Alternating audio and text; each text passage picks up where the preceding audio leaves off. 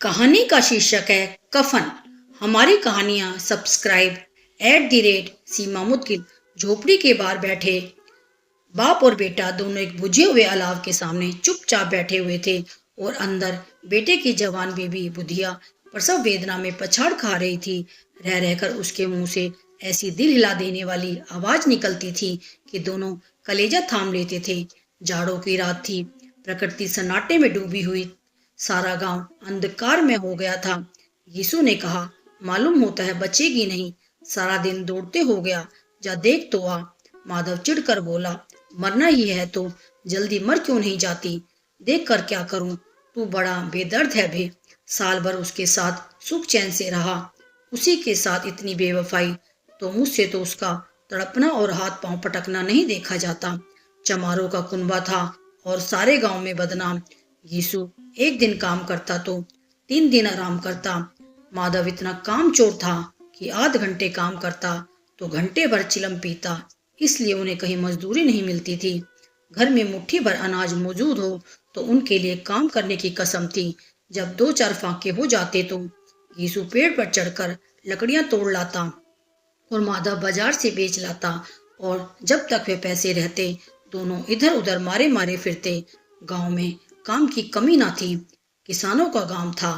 मेहनती आदमी के लिए 50 काम थे, मगर उन दोनों को उसी वक्त बुलाते जब 2 आदमियों से एक का काम पाकर भी संतोष कर लेने के सिवा और कोई चारा ना होता। अगर दोनों साधु होते तो उन्हें संतोष और धैर्य के लिए संयम और नियम की बिल्कुल जरूरत न होती। यह तो उनकी प्रकृति थी।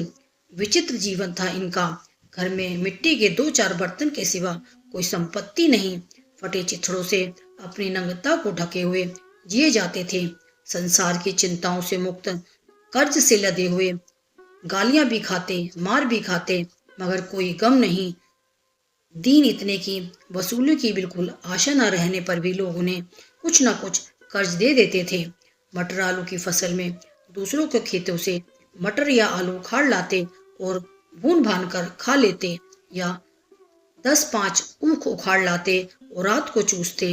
यीशु ने उसी आकाशवृत्ति से 60 साल की उम्र काट दी और माधव भी सपूत बेटे की तरह बाप ही के पद चिन्हों पर चल रहा था, बल्कि उसका नाम और भी उजागर कर रहा था।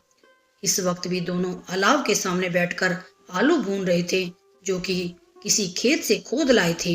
यीशु की स्त्री का तो बहुत दिन हुए देहांत हो गया था। माधव का विवाह पिछले साल हुआ था। जब से ये औरत आई थी उसने इस खानदान में व्यवस्था की नींव डाली थी और इन दोनों बेगैरतों को धोखज भरती रहती थी। जब से वे आई वह दोनों और भी आलसी और आराम मतलब हो गए थे, बल्कि कुछ अकड़ने भी लगे थे। कोई कार्य करने को बुलाता तो नी ब्याज भाव से दुगनी मजदूरी मांगते। वही औरत आज प्रसव वेदना से मर रही थी और यह दोनों इसी इंतजार में थे कि वह मर जाए तो आराम से सोएं। यीशु ने आलू निकाल कर छीलते हुए कहा, जाकर देख तो आ क्या दशा है उसकी। चुड़ैल का फिसाद होगा और क्या। यहाँ तो ओझा भी 1 रुपया मांगता है। माधव को भय था कि वह कोठरी में गया तो यीशु आलूओं का बड़ा भाग साफ कर देगा। बोला, मुझे वहां जाते डर लगता है। डर किस बात का है? मैं तो यहाँ हूँ ही। तू उन्हीं जाकर देखो ना। मेरी औरत जब मरी थी तो मैं 3 दिन तक उसके पास से हिला तक नहीं था, और फिर मुझसे लज जाएगी कि नहीं। जिसका कभी मुंह नहीं देखा आज उसका उगड़ा हुआ बदन देखूं, उसे तन की सुध भी तो ना होगी। मुझे देख लेगी तो खुलकर हाथ पांव भी ना पटक सकेगी। मैं सोचता हूँ कोई बाल बच्चा हो गया तो क्या होगा।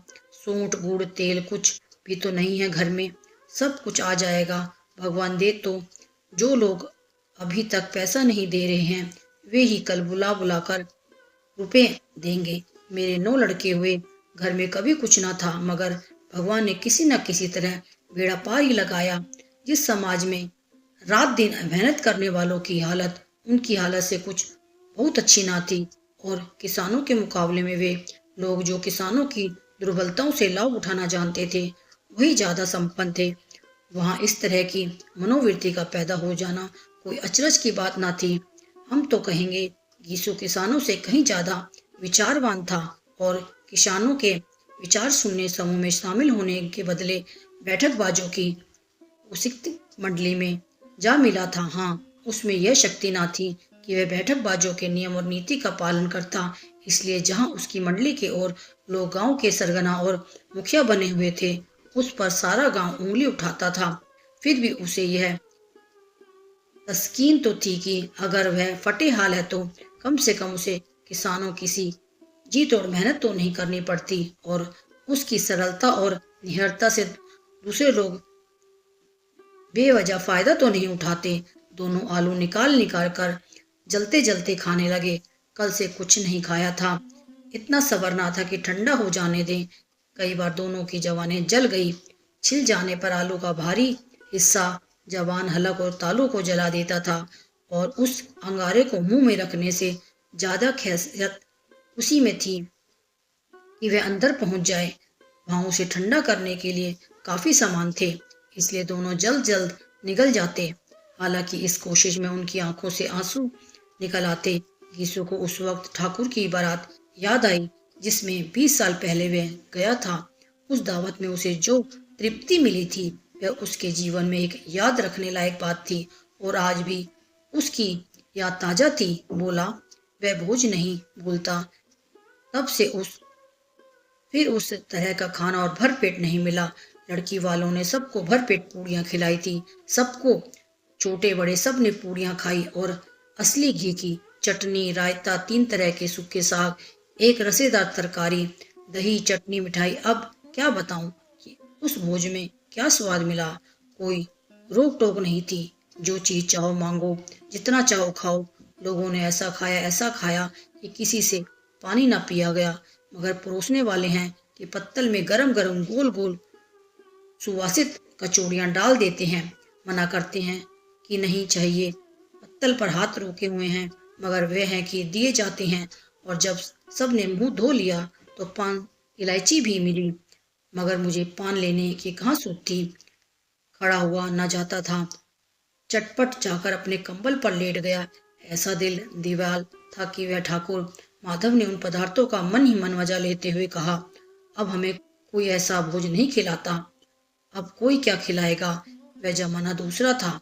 अब तो सबको किफायत सूझती है। शादी ब्याह में मत खर्च करो, क्रियाक्रम में मत खर्च करो।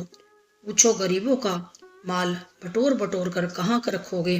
बटोरने में तो कमी नहीं है, हाँ खर्च में किफायत सूझती है। तुमने 20 पूड़ियां खाई होंगी, 20 से ज्यादा खाई थी। मैं 50 खा जाता, 50 से कम मैंने ना खाई होंगी। अच्छा पक्का था, तू तो मेरा आधा भी नहीं है। आलू खाकर दोनों ने पानी पिया और वहीं अलाव के सामने अपनी धोतियां ओढ़कर पांव पेट में डाले और सो रहे, जैसे 2 बड़े बड़े अजगर गेंडुलियां मारे पड़े हों और बुधिया अभी तक कहरा रही थी। तो सवेरे माधव ने कोठरी में जाकर देखा तो उसकी स्त्री ठंडी हो गई थी। उसके मुंह पर मक्खियां भिनक रही थी। पथराई हुई आंखें ऊपर टंगी हुई थी। सारी देह धूल से लथपथ हो गई थी। उसके पेट में बच्चा मर गया था। माधव भागा हुआ घीसू के पास आया। फिर दोनों जोर जोर से हाय हाय करने और छाती पीटने लगे। पड़ोस वालों ने यह रोना धोना सुना तो दौड़े हुए आए और पुरानी मर्यादा के अनुसार उन अभागों को समझाने लगे, मगर ज्यादा रोने पीटने का अवसर न था। कफन की और लकड़ी की फिक्र करनी थी। घर में तो पैसा इस तरह गायब था जैसे चील के घोंसलों में मांस। बाप बेटे रोते हुए गांव के जमींदार के पास गए। वह उन दोनों की सूरत से नफरत करते थे। कई बार इन्हें अपने हाथों से पीट चुके थे। चोरी करने के लिए, वादे पर काम पर ना आने के लिए। पूछा, क्या है बेसुधिया, रोता क्यों है। अब तो कहीं दिखलाई भी नहीं देता। मालूम होता है इस गांव में रहना नहीं चाहता। गीसू ने जमीन पर सिर रखकर आंखों में आंसू भरे हुए कहा, सरकार बड़ी विपत्ति में हूँ। माधव की घरवाली रात को गुजर गई। रात भर तड़पती रही। सरकार हम दोनों उसके सिराने बैठे रहे। दवा दारू जो कुछ भी हो सका सब कुछ किया। मुद्दा वह हमें दगा दे गई। अब कोई एक रोटी देने वाला भी ना रहा। मालिक तबाह हो गए, घर उजड़ गया। आपका गुलाम हूँ, अब आपके सिवा कौन उसकी मिट्टी पार लगाएगा। हमारे हाथ में जो कुछ था वह सब तो दवा दारू में उड़ गया। सरकार ही की दया होगी तो उसकी मिट्टी उठेगी। आपके सिवा किसके द्वार पर जाऊं? जमींदार साहब दयालु थे, मगर घीसू पर दया करना काले कंबर पर रंग चढ़ाना था। जी में तो आया कह दे, चल दूर हो यहाँ से, यूं तो बुलाने से भी नहीं आता। आज जब गरज पड़ी तो आकर खुशामद कर रहा है। हरामखोर कहीं का, बदमाश। लेकिन वह क्रोध या दंड देने का अवसर न था। जी में कुड़ते हुए 2 रुपए निकाल कर फेंक दिए, मगर संतावना का एक शब्द भी मुंह से ना निकला। उसकी तरफ ताकत तक नहीं, जैसे सिर का बोझ उतारा हो। जब जमींदार साहब ने 2 रुपए दिए तो गांव के बनिए महाजनों को इनकार का साहस कैसे होता।